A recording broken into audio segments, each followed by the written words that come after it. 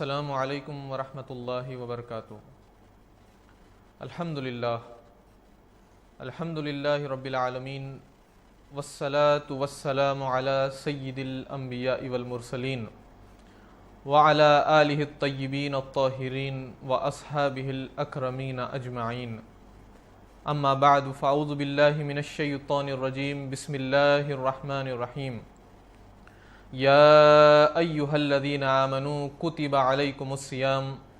کما کتب علی الذین من قبلکم لعلکم تتقون۔ صدق اللہ مولانا العظیم وصدق رسولہ النبی الامین الکریم، ونحن علی ذلک لمن الشاہدین والشاکرین والحمد للہ رب العالمین۔ معزز و مکرم ناظرین و سامعین اکرام، اللہ تبارک و تعالیٰ کا بہت بڑا احسان ہے کہ اللہ تبارک و تعالیٰ نے ہمیں پھر ایک مرتبہ رمضان کریم جیسا عظیم مہینہ عنایت فرمایا ہے۔ یقیناً اس میں کوئی شبہ نہیں ہے کہ اللہ تبارک و تعالیٰ کی تمام نعمتوں میں رمضان کریم ایک نمایاں نعمت ہے، اور اللہ تبارک و تعالیٰ کا یقیناً یہ ایک فضل عظیم ہے کہ اللہ تبارک و تعالیٰ نے امت محمدیہ صلی اللہ علیہ وآلہ وسلم کو یہ عظیم نعمت عطا فرمائی ہے رمضان کریم کی صورت میں۔ محترم ناظرین اکرام، رمضان کریم یہ ایک ایسا مہینہ ہے کہ جس کا چاند نظر آتے ہی تمام مسلمان، تمام مومنین کے قلوب میں اس کا احترام اجاگر ہو جاتا ہے، اور یہ مہینہ شروع ہوتے ہی قلب مومن تمام دنیاوی افعال سے دستبردار ہوتے ہوئے عبادات اور دین کے افعال کی طرف راغب ہوتا ہے۔ معتبر روایت کے مطابق رمضان کریم 2 ہجری 15 شعبان المعظم کو یہ رمضان کے جو روزے ہیں وہ فرض ہوئے۔ اللہ تبارک و تعالی قرآن مجید فرقان الحمید میں ارشاد فرماتا ہے کہ شہر رمضان الذی انزل فیہ القرآن ھدی للناس وبینات من الھدی والفرقان فمن شہد منکم الشہر فلیصمہ، کہ اللہ تبارک و تعالی نے قرآن مجید میں واضح طور پہ ارشاد فرما دیا کہ رمضان کریم یہ وہ مہینہ ہے کہ جس کے اندر اللہ تبارک و تعالیٰ نے قرآن مجید کو نازل فرمایا، جو کہ تمام لوگوں کے لیے ہدایت ہے، اور اس میں ہدایت کی واضح نشانی موجود ہے، اور حق و باطل میں یہ فرق کرنے والا فرقان ہے۔ اور اللہ تبارک و تعالیٰ ارشاد فرماتا ہے کہ تم میں سے جو کوئی اس مہینے کو پائے تو اسے چاہیے کہ اس مہینے میں روزے رکھے۔ اللہ تعالیٰ نے روزے رکھنے کا حکم اس مہینے کے اندر ارشاد فرمایا ہے، اور تمام مسلمانوں پر روزے فرض کر دیے گئے۔ رمضان کے روزے تمام تر مسلمانوں پر فرض کر دیے گئے۔ رمضان کریم کی یہ ایک بہت بڑی خصوصیت ہے کہ اللہ تبارک و تعالیٰ نے اس کا ذکر قرآن مجید میں فرمایا۔ اللہ تبارک و تعالیٰ نے کسی مہینے کا نام لے کر قرآن مجید میں اس کا ذکر نہیں فرمایا، لیکن رمضان کریم یہ ایک ایسا مقدس مہینہ ہے کہ اللہ تبارک و تعالیٰ نے اس کا نام لے کر قرآن مجید میں اس کے فضائل، اس کی فضیلت کو بیان فرمایا، اور فرمایا کہ یہ رمضان کریم یہ وہ مہینہ ہے جس میں روزے مومنین پر، مسلمانوں پر فرض کر دیے گئے ہیں۔ رمضان کا اگر آپ لغوی معنی دیکھیں تو رمضان کا مہینہ ہے جلانے کے معنی میں، یعنی رمضان کا مطلب، یعنی رمض یرمزو سے اس کا مطلب ہوتا ہے جلنا اور جلانا۔ تو مطلب یہ ہے کہ اللہ تبارک و تعالیٰ یعنی جو روزے ہم پر فرض کر دیے گئے ہیں، اس روزے کے تصدق سے، اس روزے کے جو فرض کر دیے گئے ہیں، اس کی وجہ سے اللہ تبارک و تعالیٰ ہمارے تمام گناہوں کو جلا دیتا ہے۔ یعنی جب انسان روزہ رکھتا ہے، جب مومن روزہ رکھتا ہے اور کھانے پینے سے اپنے آپ کو دور کر لیتا ہے، تو جو بھوک و پیاس کی جو آگ بھڑکتی ہے، اس آگ میں اللہ تبارک و تعالیٰ اس کے تمام گناہوں کو جلا دیتا ہے، اس کے تمام تر گناہوں کو اللہ تبارک و تعالیٰ جلا دیتا ہے۔ اسی لیے حضور سید عالم صلی اللہ تعالی علیہ وآلہ وسلم نے ارشاد فرمایا، مسلم شریف کی حدیث ہے کہ من صام رمضان ایمانا و احتسابا ما حضور علیہ السلام ارشاد فرماتے ہیں من صام رمضان ایمانا و احتسابا، کہ جو کوئی شخص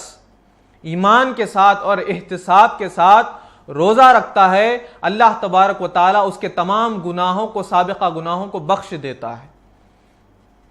ما تقبل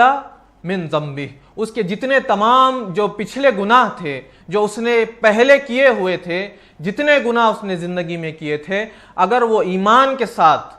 یعنی روزہ تو رکھتا ہے، اس کے ساتھ ساتھ روزے کے تمام تقاضوں کو پورا کرتا ہے، اللہ تبارک و تعالیٰ اس کے سابقہ تمام گناہوں کو بخش دیتا ہے۔ یعنی گویا کہ وہ بالکل گناہوں سے پاک و صاف ہو جاتا ہے، لیکن یہاں پر شرط یہ ہے کہ وہ روزہ رکھے تو اس روزے کے تقاضوں کو بھی پورا کرے۔ حضور سرکار دو عالم صلی اللہ علیہ وسلم ارشاد فرماتے ہیں، مزید ارشاد فرماتے ہیں کہ جو شخص روزہ رکھتا ہے اور افطار کے وقت جب وہ افطار کرنے کے لیے بیٹھتا ہے، اپنے روزے کو کھولنے کے لیے جب وہ بیٹھتا ہے، تو اللہ تبارک و تعالیٰ افطار کے وقت 70,000 گناہوں کو بخش دیتے ہیں، اور وہ شخص جس کے اوپر جہنم واجب ہو چکی تھی، اللہ تبارک و تعالیٰ اس روزہ رکھنے کے عوض میں اسے جہنم کی آنکھ سے نجات دے دیتا ہے۔ یعنی وہ شخص جس نے پوری زندگی جس نے بدعملیاں کی ہیں، جس نے زندگی میں اپنے گرد و پیش کے ماحول کے مطابق طرح طرح کے گناہوں کا ارتکاب کیا، اللہ تبارک و تعالیٰ اس روزے کی وجہ سے، روزہ رکھنے کی وجہ سے اور اس روزے کے تقاضوں کو پورے کرنے کی وجہ سے وہ جہنم کی آگ، وہ جہنم کا عذاب جو اس پر واجب ہو چکا تھا اس کی بدعملیوں کی وجہ سے، اللہ تعالیٰ ان عذاب سے، اس جہنم کی اس سخت ترین آگ سے اسے نجات دے دیتا ہے اور اسے جنت کا پروانہ عطا فرما دیتا ہے۔ تو وہ شخص جو روزہ رکھتا ہے، روزوں کے تقاضوں کو پورا کرتا ہے، اللہ تبارک و تعالیٰ اس کے تمام گناہوں کو بخش دیتا ہے، تمام گناہوں کو جلا دیتا ہے اور اسے جنت کا پروانہ عطا کرتے ہوئے جہنم کی آگ سے نجات دے دیتا ہے۔ شرط اتنی ہے کہ روزہ رکھنا ہوگا۔ اللہ تبارک و تعالیٰ نے قرآن مجید میں واضح طور پہ ارشاد فرما دیا کہ وَمَنْ كَانَ عَلَى وَمَنْ مَرِيضًا وَمَنْ كَانَ عَلَى سَفَرٍ عِدَّةٍ مِّنْ أَيَّامٍ أُخَرَ، کہ جو رمضان کے روزے رکھتا ہے، اللہ تبارک و تعالیٰ نے اس میں کچھ آسانیاں فرمائی ہیں، کچھ سہولتیں فرمائی ہیں۔ اللہ تبارک و تعالیٰ نے رمضان کریم کا جو یہ مقدس مہینہ ہے، اس کے اندر کچھ سہولتیں فرمائی ہیں کہ جو من کان مریضن، جو شخص مریض ہے، یعنی جو شخص روزہ رہنے کی سکت نہیں رکھتا، جو شخص روزہ رہنے کی استطاعت نہیں رکھتا، روزہ رہنے کی سکت نہیں رکھتا، اللہ تبارک و تعالیٰ اس کے لیے چھوٹ عطا فرما رہا ہے کہ وہ شخص روزے کو بیماری کی حالت میں چھوڑ دے، یعنی ایسی بیماری ہو کہ جس کی وجہ سے ہلاکت کا ڈر ہو یا جس کی وجہ سے طبیعت مزید بگڑ جانے کا ڈر ہو، تو ایسی صورت میں اللہ تعالیٰ نے روزہ چھوڑنے کا حکم دیا۔ اور وہ شخص جو سفر پہ ہے، وہ شخص، اللہ فرماتا ہے کہ وہ شخص جو سفر پر ہے، یعنی سفر کر رہا ہے، تو پھر اس کے لیے بھی یہ اللہ تعالیٰ نے چھوٹ دی ہے کہ وہ اس سفر میں روزے کو ترک کر دے۔ لیکن یہاں پر یہ ہے کہ جب مریض ہو اور وہ روزے کو ترک کر دیتا ہے، اور سفر میں ہو روزے کو ترک کر دیتا ہے، تو پھر اس کے لیے یہ ہے کہ وہ بعد میں ان روزوں کو پورا کر لے، یعنی بعد میں ان روزوں کی جو روزے چھوٹ گئے تھے ان روزوں کو پورا کر لے۔ یہاں پر کہیں یہ نہیں ہے کہ روزوں کو چھوڑنے کا اللہ تعالیٰ نے حکم نہیں دیا، ہاں مریض ہے تو چھوڑ دینا ہے، لیکن اس کے بعد پھر روزہ جو چھوٹ گیا ہے یا جتنے روزے چھوٹ گئے ہیں پھر ان روزوں کو پورا کرنا ہی ہے۔ اور جو سفر پر گئے ہوئے ہیں جتنے روزے اس میں چھوٹ جاتے ہیں، پھر وہ روزے جو چھوٹ گئے ہیں پھر ان روزوں کو بہر صورت بہرحال پورا کرنا ہی ہوگا۔ اس میں یہ نہیں ہے کہ کوئی شخص بلا عذر شرعی روزے کو ترک نہیں کر سکتا، کسی کو یہ حق حاصل نہیں ہے کہ وہ بلا عذر شرعی یعنی بلا کسی مجبوری کے اپنے روزے کو ترک کر لے۔ حضور سرکار دو عالم صلی اللہ علیہ وآلہ وسلم نے ارشاد فرمایا کہ وہ کوئی شخص اگر ایک روزہ بلا عذر شرعی چھوڑ دیتا ہے، کوئی ایک روزہ بھی چھوڑ دیتا ہے، تو پھر اگر وہ تمام تر زندگی بھی روزہ رکھتے رہے، تمام زندگی اگر وہ نفل روزہ رکھتے رہے، تو اس ایک روزے کی وہ بدل نہیں بن سکتے۔ وہ ایک روزہ جو چھوڑ دیا تھا اس نے، وہ ایک روزے کا بدل یہ تمام زندگی کے تمام نفل روزے اس کا بدل نہیں بن سکتے۔ یعنی وہ ایک روزے کی اتنی اہمیت بتلائی گئی۔ اور وہ لوگ جو سرے سے روزہ ہی نہیں رکھتے، پھر ان کے لیے تو سخت وعیدیں ہیں۔ ایسے لوگوں کے لیے ان کا انجام بہت برا ہونے والا ہے جو اللہ تعالیٰ کی نافرمانی کرتے ہوئے اپنے روزوں کو ترک کر دیتے ہیں۔ سرکار دو عالم صلی اللہ علیہ وآلہ وسلم نے ارشاد فرمایا کہ ایک مرتبہ میں آرام کر رہا تھا، آرام کرتے ہوئے جب میں نے خواب میں دیکھا کہ دو فرشتے آئے اور انہوں نے مجھے ایک پہاڑ کے پاس وہ لوگ مجھے لے گئے، اور پہاڑ کے اوپر وہ لوگ مجھے لے گئے، اور وہاں پر جب میں پہاڑ کے درمیان پہنچا تو مجھے لوگوں کے چیخنے کی آوازیں سنائی دینے لگی۔ سرکار دو عالم صلی اللہ علیہ وسلم ارشاد فرما رہے ہیں کہ مجھے لوگوں کے چیخنے کی آوازیں سنائی دینے لگی، لوگوں کے چلانے کی آوازیں سنائی دینے لگی، بڑی درد بھری آوازیں سنائی دینے لگی۔ تو میں نے ان سے پوچھا کہ یہ کون لوگ ہیں، کس کی آوازیں آ رہی ہیں، یہ کون لوگ ہیں جو چیخ رہے ہیں اور چلا رہے ہیں؟ تو انہوں نے عرض کیا کہ یا رسول اللہ صلی اللہ علیہ وسلم، یہ وہ لوگ ہیں جو چیخ رہے ہیں اور چلا رہے ہیں، یہ لوگ آپ کے امتی ہیں کہ جنہوں نے روزے کو بلا عذر شرعی چھوڑ دیا ہے اور ان لوگوں نے افطار کیا، یعنی ان لوگوں نے کھانا پینا ترک نہیں کیا۔ ان لوگوں کی یہ جو آوازیں ہیں یہ ان لوگوں کی آوازیں ہیں جو درد بھری آواز آ رہی ہے، انہیں عذاب الہی ان پر نازل ہو رہا ہے، یعنی ان پر اللہ تعالیٰ اپنا عذاب نازل کر رہا ہے۔ یہ وہ جہنم کا منظر تھا۔ اور سرکار دو عالم صلی اللہ علیہ وسلم ارشاد فرماتے ہیں کہ میں نے دیکھا کہ لوگوں کو الٹے لٹکا دیا گیا، ان کے ٹخنوں کے بل انہیں لٹکا دیا گیا اور نیچے سے آگ دی جا رہی ہے۔ اور مزید سرکار دو عالم صلی اللہ علیہ وسلم ارشاد فرماتے ہیں کہ ان کے جبڑوں کو پھاڑ دیا گیا، ان کے جبڑوں کو پھاڑ دیا گیا ہے، جس کی وجہ سے ان کے جبڑوں سے خون جاری ہو گیا، یعنی ان پر سخت ترین اللہ تعالیٰ کا عذاب نازل ہو رہا ہے، سخت ترین انہیں عذاب دیا جا رہا ہے، ان پر تشدد کیا جا رہا ہے۔ تو اس پر سرکار دو عالم صلی اللہ علیہ وسلم نے دریافت کیا یہ کون لوگ ہیں جن پر سخت عذاب نازل ہو رہا ہے، یہ کون لوگ ہیں جن پر اللہ تعالیٰ کا اتنا شدید عذاب نازل ہو رہا ہے؟ تو انہوں نے عرض کیا کہ یا رسول اللہ صلی اللہ علیہ وسلم، یہ وہ آپ کی امتی ہیں جو روزہ چھوڑ دیا کرتے تھے، جو اللہ تعالیٰ کی نافرمانی کرتے ہوئے روزہ ترک کر دیتے تھے اور کھانے پینے لگتے تھے۔ وہ لوگ جو رمضان کے روزے نہیں رکھتے ان کے لیے اتنی سخت وعید آئی ہے کہ انہیں جہنم میں سخت عذاب دیا جائے گا، انہیں الٹا لٹکا دیا جائے گا، انہیں آگ میں ڈال دیا جائے گا، ان کے جبڑوں کو پھاڑ دیا جائے گا، جس سے کہ انہیں خون جاری ہونا شروع ہو جائے گا، جس کی تکلیف کی وجہ سے وہ چیخنے لگیں گے اور چلانے لگیں گے۔ تو رمضان کے روزے کسی صورت معاف نہیں ہیں۔ اگر مریض ہے تو پھر ان کے لیے یہ ہے کہ وہ اس وقت کے لیے ترک کر دیں، پھر بعد میں اسے دوہرا لیں۔ سفر میں ہے تو اس وقت کے لیے ترک کر دیں اور بعد میں اسے دوہرا لیں۔ ہاں، وہ لوگ جو بالکل ہی ضعیف ہو چکے ہیں، بالکل ہی ناتواں ہو چکے ہیں اور آگے کوئی امید نہیں ہے کہ وہ آگے جا کر پھر تندرست ہو پائیں گے، انہیں ان کی صحت واپس مل پائے گی اور وہ روزہ رکھ پائیں گے، تو پھر ان کے لیے یہ ہے کہ وہ اس کے بدلے میں فدیہ دے دیں۔ لیکن وہ شخص جو تندرست ہے، روزہ رکھ سکتا ہے، تو پھر اس کے لیے کوئی چھوٹ نہیں کہ وہ فدیہ دے کر وہ اس سے چھٹی پا سکے۔ نہیں، ایسا نہیں ہے، بلکہ ہر ایک کے لیے یہ لازم اور ضروری ہے کہ وہ روزے رکھے، اللہ تبارک و تعالیٰ کی اطاعت کرے اور روزے رکھے اور تقوی اختیار کریں۔ قرآن مجید میں اللہ تبارک و تعالیٰ ارشاد فرماتا ہے کہ یا ایھا الذین آمنوا کتب علیکم الصیام کما کتب علی الذین من قبلکم لعلکم تتقون، کہ اے ایمان والو، تم پر روزے لکھ دیے گئے ہیں، تم پر روزے فرض کر دیے گئے۔ اللہ تعالیٰ فرماتا ہے کہ تم پر روزے فرض کر دیے گئے ہیں، اور آگے ارشاد فرماتا ہے کہ اسی طرح فرض کیے گئے ہیں کہ جس طرح تم سے پہلے جو سابقہ امتیں گزری ہیں جس طرح ان پر فرض کیے گئے۔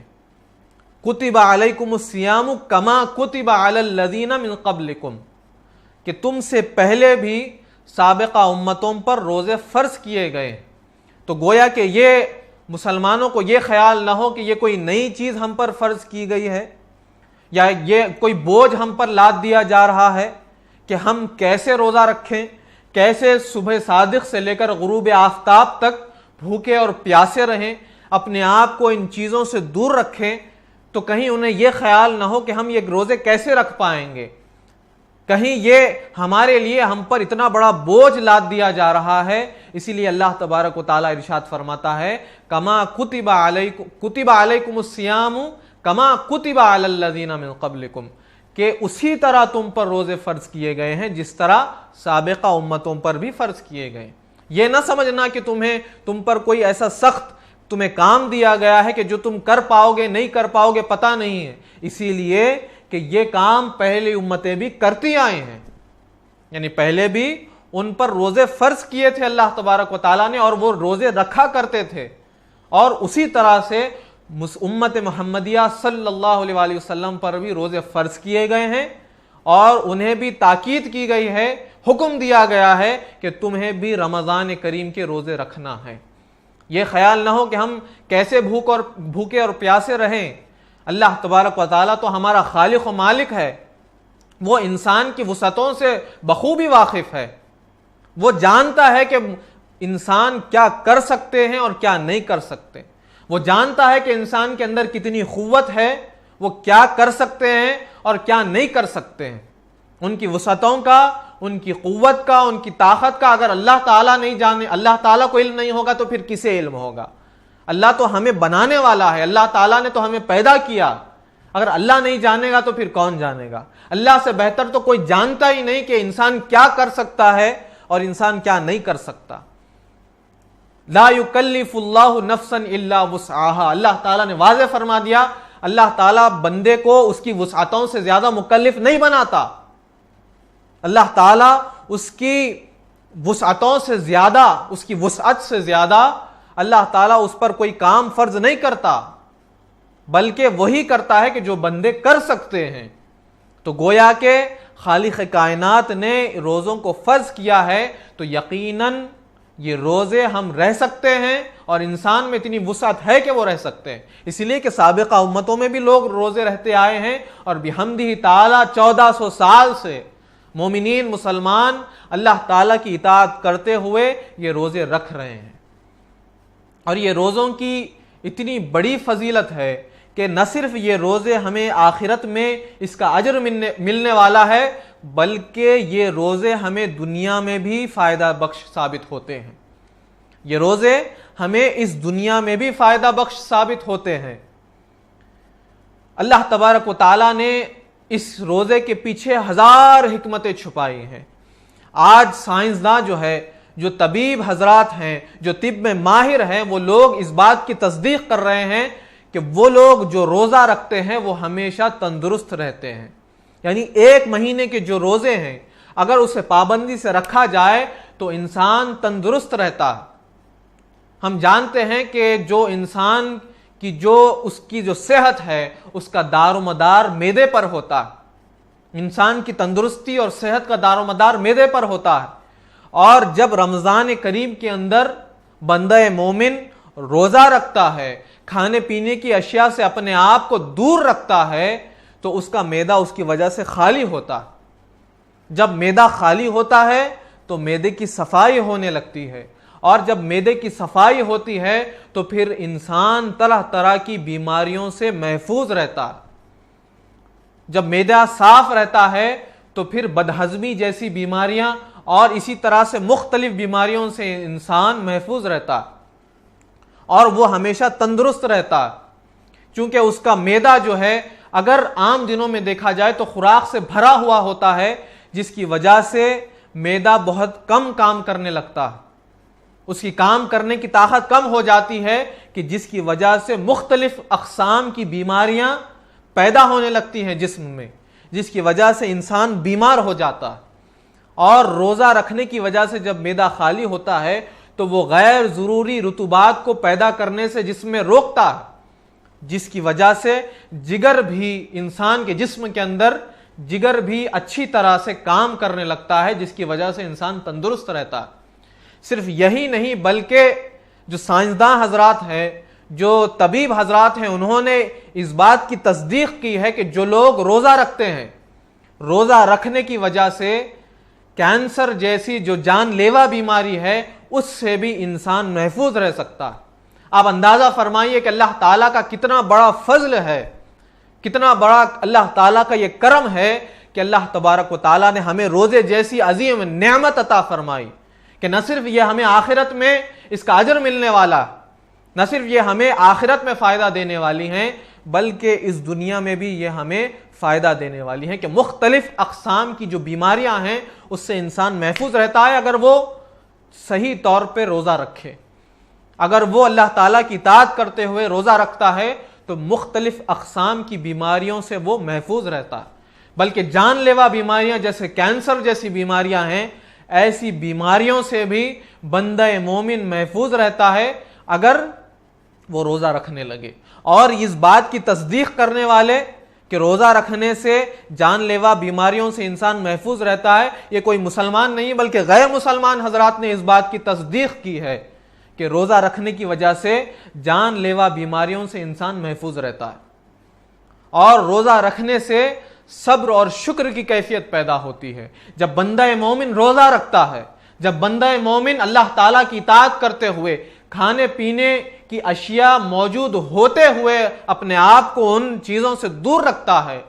تو اس کے اندر صبر کا مادہ جنم لیتا ہے، اس کے اندر صبر کی کیفیت پیدا ہوتی ہے اور شکر کی کیفیت پیدا ہوتی ہے. جب پورا دن روزہ رکھ کر جب وہ افطار کرتا ہے تو اس کے اندر شکر کی کیفیت پیدا ہوتی ہے، اس میں صبر کی کیفیت پیدا ہوتی ہے. اور رمضان کے روزے رکھنے سے وہ لوگ جو غربا ہے، جو مساکین ہے، جنہیں کھانا میسر نہیں ہوتا، دن میں شاید 1 مرتبہ انہیں روٹی نصیب ہو جائے یا شاید وہ بھی نصیب نہ ہو، کئی دن کے جو بھوکے ہوتے ہیں، جو مومن ہمارے بھائی ہوتے ہیں، تو پھر انہیں جو تکلیف پہنچتی ہے اس کا احساس بھی بندہ مومن کو روزے کے اندر ہوتا. اس بات کا احساس ہوتا ہے کہ ہمارے بھائی جو غریب ہیں، جو مسکین ہیں، جو محتاج ہیں، وہ کس طرح سے اپنی زندگی کو بسر کرتے ہیں. اس بات کا احساس بھی بندہ مومن کو اس وقت ہوتا ہے کہ جب وہ اللہ تعالیٰ کی رضا کے لیے روزہ رکھتا ہے اور اس کے اندر صبر کی کیفیت پیدا ہوتی ہے، شکر کی کیفیت بھی پیدا ہوتی ہے اور ساتھ ساتھ اس کے اندر فکر بھی پیدا ہوتی ہے.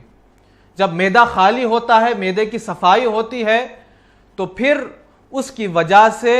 ذہن میں فکر پیدا ہونے لگتی ہے، ذہن میں سوچ پیدا ہونے لگتی ہے. اگر معدہ بھرا ہوا ہو، معدہ خوراک سے بھرا ہوا ہو تو پھر اس سے ذہن بوجھل ہونے لگتا ہے، جس کی وجہ سے ذہن میں فکر کی کیفیت پیدا نہیں ہوتی، فکر پیدا نہیں ہوتی، سوچ پیدا نہیں ہوتی، جس کی وجہ سے انسان سست ہونے لگتا ہے، اس کا ذہن بہت کم کام کرنے لگتا ہے، سستی سے کام کرنے لگتا ہے. تو روزہ رہنے کی وجہ سے ذہن بھی تیز ہونے لگتا ہے، تیز کام کرنے لگتا ہے، اس کے ذہن میں فکر پیدا ہونے لگتی ہے، سوچ پیدا ہونے لگتی ہے. تو یہ نہ صرف بلکہ اسی طرح سے اور بہت سارے ایسے مفادات ہیں، بہت سارے ایسے فائدے ہیں کہ جو روزہ رکھنے کی وجہ سے انسان کو حاصل ہوتی.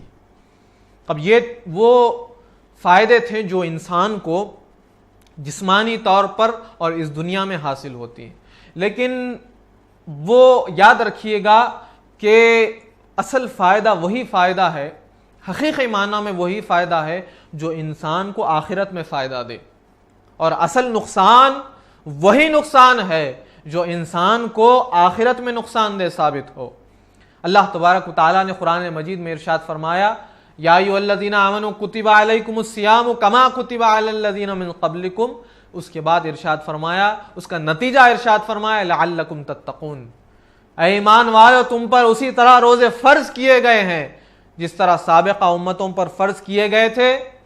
تاکہ تم تقوی والے ہو جاؤ، تاکہ تم متقی ہو جاؤ، پرہیزگار ہو جاؤ. تو رمضان کے روزوں کا اصل مقصد یہ ہے کہ بندہ مومن متقی ہو جائے، بندہ مومن پرہیزگار ہو جائے، بندہ مومن کو تقوی میسر ہو سکے. سوال پیدا ہو سکتا ہے کہ دوسری عبادتیں بھی تو ہیں، نماز بھی تو ہیں، صدقہ و خیرات بھی تو ہیں، حسن اخلاق بھی تو ہیں، اور بہت ساری عبادتیں ہیں جس کی وجہ سے بندہ مومن کو تقوی حاصل ہو سکتا ہے. لیکن اللہ تبارک و تعالیٰ نے یہاں پر تقوی کو رمضان کریم کے روزوں سے مشروط کیوں کیا؟ وہ اسی لیے کہ جب تک انسان دنیاوی خواہشات سے، نفسانی خواہشات سے اپنے آپ کو دور نہیں کر لیتا، جب تک کہ بندہ مومن دنیاوی اور نفسانی خواہشات کے بندھن سے آزاد نہیں ہو جاتا، اس وقت تک بندہ مومن کو تقوی میسر نہیں ہو سکتا. اس وقت تک بندہ مومن کامل طور پر متقی نہیں ہو سکتا جب تک کہ وہ نفسانی اور شیطانی خواہشات کے بندھن سے اپنے آپ کو آزاد نہ کر لے. تو رمضان کے روزے یہ وہ روزے ہیں جو انسان کو نفسانی خواہشات سے دور کرتے ہیں،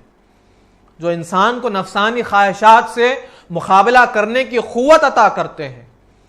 انسان کو جو نفسانی خواہشات کا جو گھوڑا ہے، گویا کہ یہ جو نفسانی خواہشات کا گھوڑا ہے، روزہ اس نفسانی خواہشات کے بے لگام گھوڑے کے لیے لگام کا کام کرتی ہے. علماء اکرام نے واضح ایک بہت ہی اچھی مثال بیان فرمائی ہے کہ رمضان نفس جو ہے، انسان کا جو نفس ہوتا ہے، وہ ایک سرکش گھوڑے کی مثال رکھتا ہے. یعنی ایک سرکش گھوڑے کی مثال ہے کہ وہ سرکش گھوڑا جو اپنی مالک کی بات نہیں مانتا، جو اپنی مالک کی کچھ سنتا نہیں ہے اور اپنی سرکشی پر اتر آتا ہے اور منمانی کرنے لگتا ہے، تو پھر مالک اس پر کھانے پینے کو بند کر دیتا ہے، یا کم از کم کھانے پینے کو کم کر دیتا ہے اور اس پر بھاری بوجھ لاد دیتا ہے، جس کی وجہ سے گھوڑا اپنی سرکشی کو بھول کر اپنے مالک کا اطاعت گزار ہو جاتا ہے. گھوڑا اپنی سرکشی بھول جاتا ہے اور اپنی مالک کا اطاعت گزار ہو جاتا ہے. گویا یہ وہی نفس ہے، اسی سرکش گھوڑے کی مانند ہے کہ جس پر بھاری بوجھ لادنا ہوگا، جس پر کھانے پینے کو بند کرنا ہوگا تاکہ وہ ہمارا اطاعت گزار ہو جائے. ایسا نہ ہو کہ ہم اپنے نفس کے اطاعت گزار ہو جائیں اور اللہ رب العزت کی نافرمانیاں کرتے پھریں، بلکہ ہونا یہ چاہیے کہ نفس ہمارا اطاعت گزار ہو جائے اور ہماری بات مانے، یعنی نفس ہمارا اطاعت گزار ہو اور ہم پوری زندگی اللہ رب العزت کی اطاعت گزاری میں گزار دیں. اور رمضان کریم کے جو روزے ہیں، یہ وہ نعمت ہے جس کی وجہ سے انسان کو تقوی میسر ہوتا ہے. انسان کو، بندہ مومن کو تقوی میسر انہی رمضان کریم کے روزوں سے ہوتا ہے کہ جس میں وہ بھوکا اور پیاسا رہتا ہے، اپنے رب کی اطاعت کرتا ہے، اپنی رب کی رضا کے لیے کھانے پینے کی اشیاء سے اپنے آپ کو دور کر لیتا ہے اور اسے تقوی میسر ہوتا ہے. گویا کہ یہ وہ ریاضت ہے، یہ وہ مجاہدہ ہے جو اللہ تبارک و تعالیٰ نے تمام مومنین پر فرض کیے، تمام مسلمانوں پر فرض کیے ہیں، تاکہ وہ تقوی والے ہو جائیں، وہ پرہیزگار ہو جائیں، وہ اللہ تبارک و تعالیٰ سے ڈرنے والے ہو جائیں اور گناہوں سے بچنے والے ہو جائیں۔ جب اللہ تبارک و تعالیٰ کا خوف، اللہ تعالیٰ کا ڈر بندہ مومن کے قلب میں پیدا ہو جاتا ہے تو پھر وہ کوئی کام، کوئی فعل اللہ تعالیٰ کی نافرمانی میں نہیں کرتا، کوئی کام اللہ تعالیٰ کی خوشنودی کے بغیر، کوئی کام اللہ تعالیٰ کی مرضی کے بغیر نہیں کرتا، بلکہ اس کا ہر کام رضا الہی کے لیے ہو جاتا ہے۔ تو رمضان کریم کے روزوں کا اصل مقصد تقوی ہے۔ رمضان کریم کے اصل جو روزے ہیں ان روزوں کا مقصد پرہیزگاری ہے، تاکہ اللہ تعالیٰ رمضان کریم جیسے ہی شروع ہو جاتا ہے تو ایک ایسا پاکیزہ ماحول بنا دیتا ہے، ایک ایسا پاکیزہ ماحول ہمیں عطا فرماتا ہے کہ جس کے اندر ہم تقوی کی جانب اپنا قدم اٹھا سکیں، متقی بن سکے، پرہیزگار ہو سکیں اور اپنے رب کی رضا کے لیے جو کرنا ہے اپنی رب کی رضا کے لیے کام کریں اور اپنے آپ کو جنت کا مستحق بنا لیں، اپنے آپ کو جہنم کی آنکھ سے نجات دے لیں اور جنت کے مستحق بنا لیں، اپنے آپ کی بخشش کروا لیں۔ یہ وہ مہینہ ہے جو اللہ تعالیٰ نے اپنے کرم سے، اپنے فضل سے بندوں کو عطا فرمایا۔ یہ وہ مہینہ ہے جس کے اندر نوافل کا ثواب فرض کے برابر کر دیا جاتا ہے اور فرض کا ثواب 70 فرائض کے برابر کر دیا جاتا ہے۔ بندہ مومن چھوٹا بھی کوئی نیکی کر لے، چھوٹی سی نیکی بھی کر لیتا ہے، اللہ تعالیٰ اپنے کرم سے، اپنے فضل سے امت محمدیہ صلی اللہ علیہ وآلہ وسلم کو اس سے کئی گنا زیادہ اس پر اجر عطا فرماتا ہے۔ تو گویا کہ رمضان کریم یہ اللہ تعالیٰ کی عظیم نعمت ہے۔ رمضان کریم حقیقت میں اللہ تعالیٰ کی نعمتوں میں ایک عظیم نعمت ہے۔ اب حضور صلی اللہ علیہ وآلہ وسلم نے ہمیں تربیت فرمائی ہے کہ ان رمضان کے جب روزے ہم رکھتے ہیں تو ہم رمضان کے روزوں کو کیسے رکھیں۔ ہوتا یہ ہے کہ ہم کھانے پینے سے رک جاتے ہیں اور یہ سمجھ لیتے ہیں کہ ہم نے کھانا چھوڑ دیا، یعنی سحر کے وقت سے لے کر، یعنی صبح صادق سے لے کر غروب آفتاب تک ہم کھانے پینے سے رک جاتے ہیں، اپنے آپ کو کھانے سے، پانی سے روک لیتے ہیں، تو ہم سمجھ لیتے ہیں یہی ہمارا روزہ پورا ہو گیا۔ ایسا نہیں ہے، بلکہ ہمیں روزہ رکھنے کے ساتھ روزے کے تقاضوں کو پورا بھی کرنا پڑتا ہے۔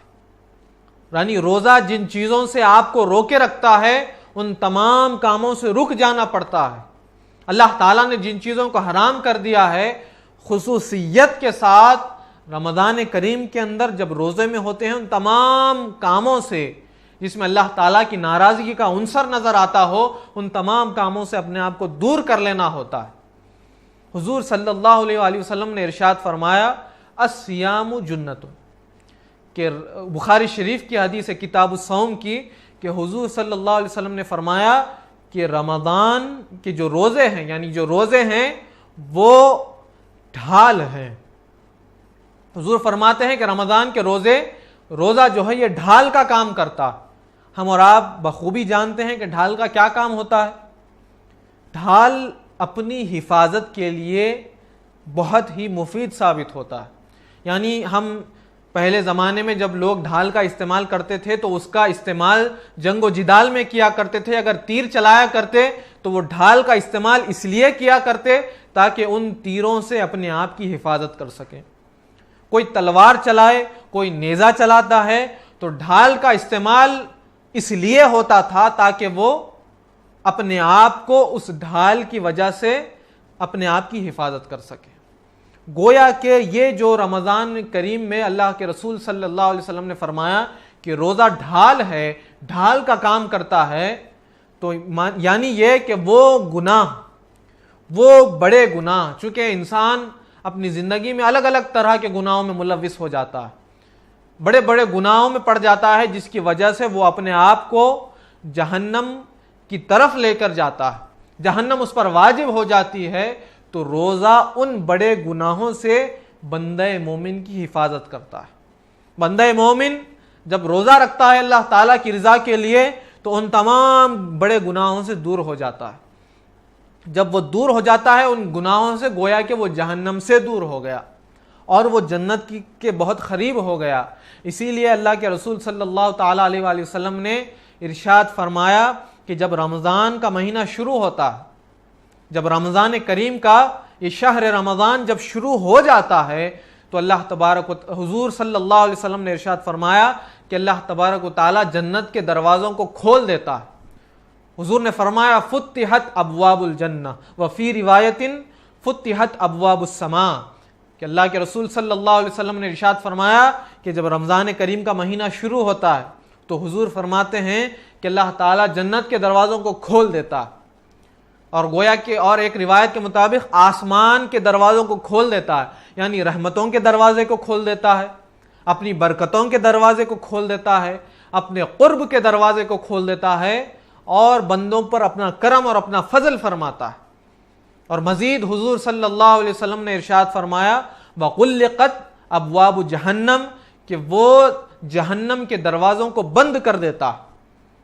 یعنی ان گناہوں سے بندہ مومن کو دور کر دیتا ہے کہ جو جہنم کی طرف اسے لے کر جاتے ہیں۔ بندہ مومن جب رمضان کے روزے رکھتا ہے، گناہوں سے دور رہتا ہے، تو پھر گویا کہ وہ جہنم سے بھی دور ہو گیا۔ اللہ فرماتا ہے کہ رمضان کریم کے اندر حضور فرماتے ہیں کہ اللہ تعالیٰ جہنم کے دروازوں کو بند کر دیتا ہے اور جنت کے دروازوں کو کھول دیتا، یعنی گویا کہ انہیں جنت کا راستہ آسان کر دیا۔ جنت کو حاصل کرنے کا طریقہ اس رمضان کریم میں حضور صلی اللہ علیہ وسلم نے بتلا دیا کہ رمضان کریم یہ وہ مہینہ ہے جس میں اللہ تعالیٰ جنت کا راستہ آسان کر دیتا ہے اور جہنم کا دروازے بند کر دیتا ہے۔ اس کے بعد حضور صلی اللہ علیہ وسلم نے ارشاد فرمایا وَسُلْسِلَتِ الشَّيَاطِينَ، کہ سرکار نے فرمایا کہ اللہ تعالیٰ جب رمضان کا مہینہ شروع ہوتا ہے تو سرکار نے فرمایا کہ اللہ تعالیٰ شیاطین کو زنجیروں میں جکڑ لیتا ہے۔ جنت کے دروازے کھول دیے، جہنم کے دروازے بند کر دیے، اس کے بعد شیاطین کو، جو بندہ مومن کو گناہوں کی طرف راغب کرتے ہیں، جو بندہ مومن کو برائی کی طرف، گناہوں کی طرف بلکہ جہنم کی طرف لے کر جاتے ہیں، ان شیاطین کو زنجیروں میں جکڑ دیتا۔ اللہ تعالیٰ اس رمضان کی ابتدا میں جب رمضان کریم کا چاند نظر آ جاتا ہے، یہ مبارک مہینہ شروع ہو جاتا ہے، تو ان شیاطین کو، جو بندے کو گناہ کی طرف لے کر جاتے ہیں، برائی کی طرف لے کر جاتے ہیں، ان تمام شیاطین کو زنجیروں میں جکڑ دیتا ہے۔ اب نفس یہ خارجی عامل ہے، نفس یہ داخلی عامل ہے، اور شیطان خارجی عامل ہے جو انسان کو برائی کی طرف لے کر جاتے ہیں۔ اب نفس کے لیے بھی روزے عطا فرما دیے کہ نفس کو مغلوب کرنے کے لیے، نفس پر غالب آنے کے لیے اللہ تبارک و تعالیٰ نے رمضان کریم کے اندر بہترین نعمت عطا کی ہے روزوں کی صورت میں، اور بہترین نعمت عطا فرمائی ہے یہ حکم دے کر کہ ہم تراویح پڑھیں، ہم قیام اللیل کریں اور اپنے رب کو راضی کرنے کی کوشش کریں۔ تو اللہ تبارک و تعالیٰ نے اس رمضان میں خاص کرم فرمایا امت محمدیہ صلی اللہ علیہ وسلم پر، اسی لیے سرکار نے فرمایا الصیام جنتن، کہ رمضان روزے ہیں وہ ڈھال کا کام کرتے ہیں ان گناہوں سے بچاتے ہیں۔ تو طریقہ کار بھی حضور صلی اللہ علیہ وسلم نے ارشاد فرمایا ولا یرفس ولا یجہل، کہ تم ان کاموں سے اپنے آپ کو دور کر لو جو گناہوں کی طرف تمہیں لے کر جاتے ہیں، ان کاموں سے اپنے آپ کو محفوظ رکھنا جو تمہیں جہنم کی طرف لے کر جاتے ہیں، یعنی وہ کام، وہ عوامل جو انسان کو، وہ فحش کاری جو انسان کو جہنم کی طرف لے کر جاتے ہیں۔ حضور صلی اللہ علیہ وسلم نے تہذیب نفس کا درس دیتے ہوئے فرمایا کہ ان تمام کاموں سے اپنے آپ کو بچاؤ، ولا یجہل، اور بیہودہ گوئی سے بھی اپنے آپ کو محفوظ رکھو۔ ہر وہ کام، ہر وہ لفظ جو جس لفظ کو تم بیہودہ گوئی سے تعبیر کرتے ہو، حضور صلی اللہ علیہ وسلم نے فرمایا کہ ان تمام کاموں سے اپنے آپ کو بچائے رکھو، ان تمام کاموں سے اپنے آپ کی حفاظت کر لو۔ سرکار دو عالم صلی اللہ علیہ وسلم نے ایک طریقہ بیان فرمایا ہے، حضور آگے ارشاد فرماتے ہیں بخاری شریف میں وَإِنِ امْرِئٌ، حضور فرماتے ہیں وَإِنِ امْرَئٌ قَاتَلَهُ أَوْ شَاتَمَهُ فَلْيَقُلْ إِنِّي صَائِمٌ مَرَّتَيْن۔ حضور صلی اللہ علیہ وسلم نے ارشاد فرمایا کہ اگر کوئی شخص تم سے جھگڑا کرتا ہے، کوئی شخص تمہیں گالی بھی دیتا ہے، تو ہمارا کیا عمل ہونا چاہیے؟ اس کے بدلے میں ہمارا عمل یہ نہیں ہونا چاہیے کہ اس نے ہم سے جھگڑا کیا ہم بھی اس سے جھگڑا کرتے ہیں، اس نے ہمیں برا بھلا کہا، ہم پر سب و شتم کیا، ہمیں گالی دی، تو اس کے بدلے میں یہ نہ ہو کہ ہم بھی بدلے میں اس سے جھگڑا کریں، ہم بھی بدلے میں اسے گالی دیں، بلکہ حضور فرماتے ہیں اس سے کہہ دو وہ شخص جو تم سے جھگڑا کرتا ہے، اس سے کہہ دو وہ شخص جو تم پر سب و شتم کرتا ہے، کہہ دو اس سے کہ انی صائم مرتین، کہہ دو اس سے کہ میں روزے سے ہوں، بلکہ حضور فرماتے ہیں کہ 2 مرتبہ کہہ دو کہ میں روزے سے ہوں، میں روزے سے ہوں، اور تمہاری اس گالی کا، تمہارے اس جھگڑے کا میرے پاس کوئی جواب نہیں، بلکہ میں جو کرتا ہوں میں ابھی روزے میں ہوں اور اپنے رب کو راضی کرنے میں لگا ہوا ہوں۔ میرا ہر عمل ایسا ہونا چاہیے کہ میرا رب مجھ سے راضی رہے، میرا ہر عمل ایسا ہونا چاہیے کہ سرکار دو عالم صلی اللہ علیہ وسلم کی تعلیمات کے بالکل موافق رہے۔ رمضان کے جب روزے گزاریں تو ایسے روزے گزاریں جس طرح حضور صلی اللہ علیہ وسلم نے ہماری تعلیم فرمائی ہے، ہماری تربیت فرمائی۔ سرکار دو عالم صلی اللہ تعالی علیہ وسلم کے حکم کے موافق اگر آپ روزوں کو گزاریں گے تو یقیناً ان روزوں کے تقاضے پورے ہوں گے۔ حضور صلی اللہ علیہ وسلم نے آگے ارشاد فرمایا والذی نفسی بیدہ، قسم ہے اس رب کی جس کے قبضہ قدرت میں میری جان ہے۔ حضور فرماتے ہیں کہ رمضان کے اندر جو روزے دار روزہ رکھتا ہے اس کی چونکہ ظاہر سی بات ہے کہ معدہ خالی ہوتا ہے تو پھر اس کی وجہ سے جو سانس نکلتی ہے اس میں ایک قسم کی بو پیدا ہو جاتی ہے، وہ بودار ہو جاتی ہے، ایک قسم کی بدبو پیدا ہو جاتی ہے۔ تو حضور فرماتے ہیں کہ وہ جو سانس ہوتی ہے، وہ جو ہوا روزے دار کے پیٹ سے باہر نکلتی ہے،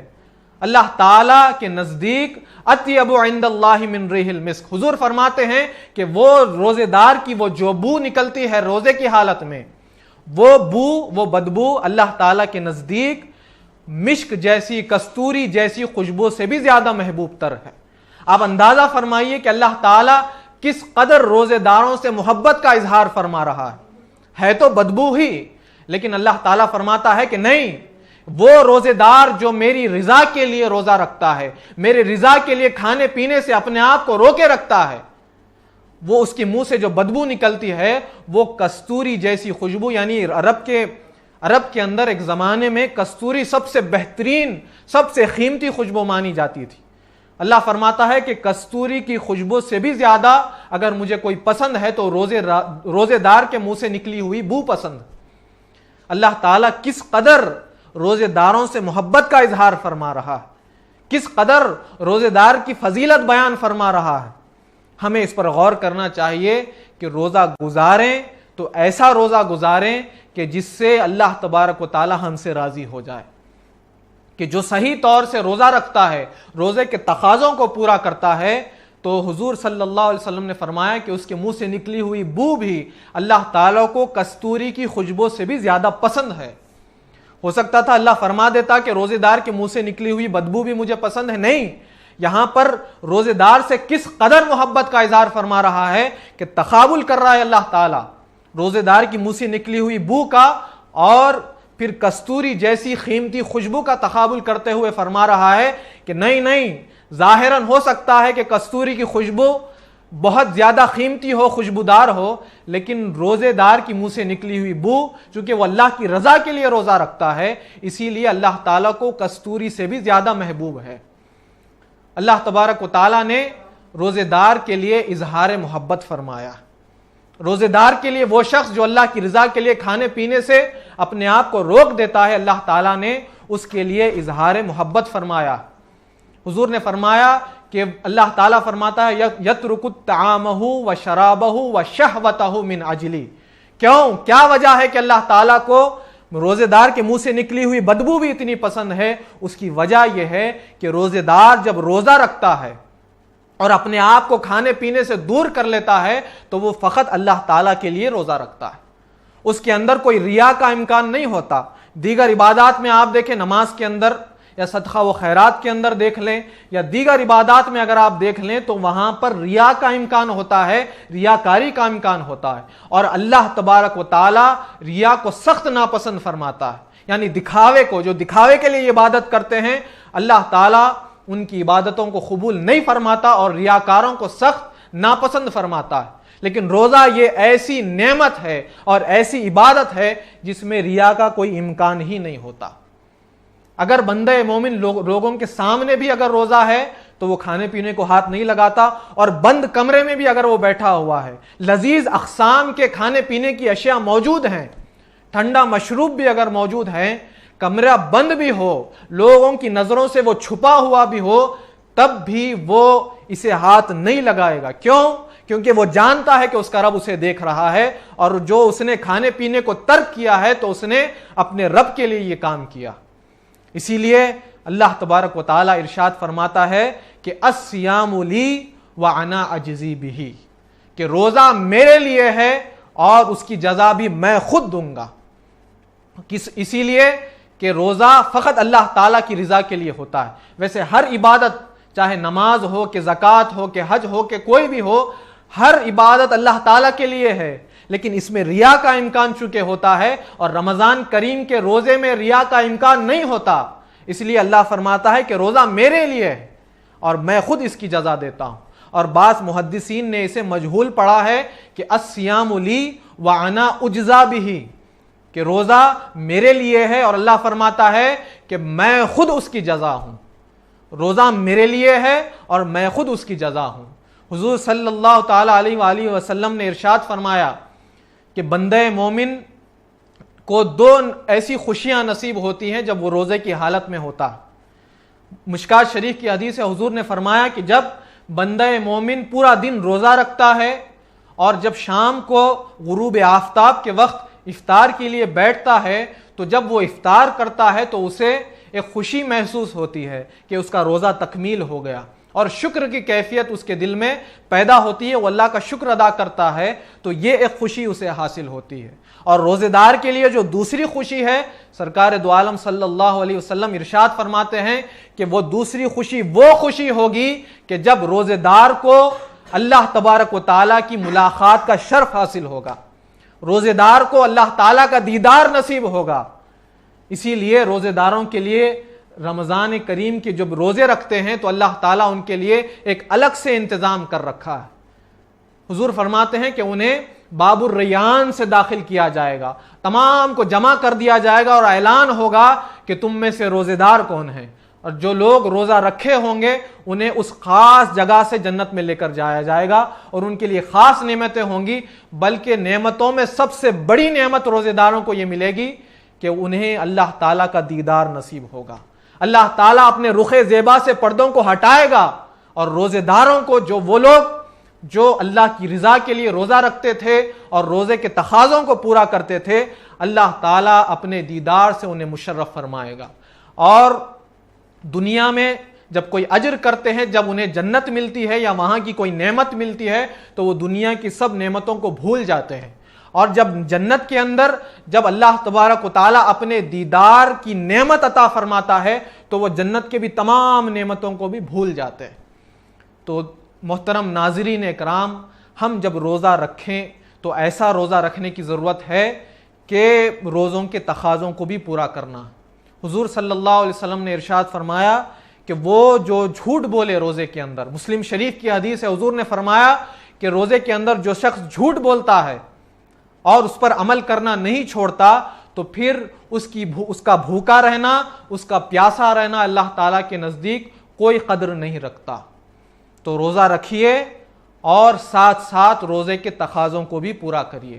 اللہ تبارک و تعالیٰ سے دعا ہے کہ ہمیں روزہ رکھنے کی توفیق عطا فرمائے، اور ان روزوں کی بہتر سے بہتر جزا اللہ تعالیٰ ہمیں عطا فرمائے۔ وصلی اللہ تعالیٰ علی خیر خلقہ وآلہ واصحابہ اجمعین برحمتک یا ارحم الراحمین۔